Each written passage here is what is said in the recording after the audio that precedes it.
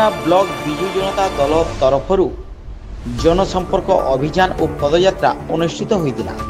यह पदयात्रा बाहाम ग्राम पंचायत पड़ियावाल साप्ताहिक बजार बाहरी सापड़ा दे बड़तुरांग ग्राम में पहुंची।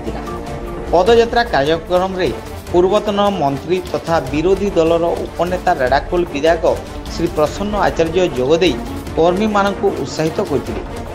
पदयात्रा रे ब्लॉक अध्यक्षा ममता नायक, बीजेडी ब्लॉक सभापति विनोद बड़पट्टा समेत कुकड़ापाली ग्राम पंचायत सरपंच गीतांजलि देहुरी, बाहाम पंचायत समिति सभ्य प्रफुल्ल मगर, डंगरपड़ा पंचायत समिति सभ्य प्रकाश प्रधान, लिपिंडा पंचायत समिति सभ्य प्रफुल्ल मिर्धा, जोजोमुरा ब्लॉक समस्त ग्राम पंचायत बीजेडी सरपंच समिति मेंबर सभ्य और सभ्या, पंचायत बीजेडी सभापति युव और छात्र, बीजेडी सभापति और महिला सभापति, वरिष्ठ बीजेडी कर्मकर्ता माने जोग देइथिले।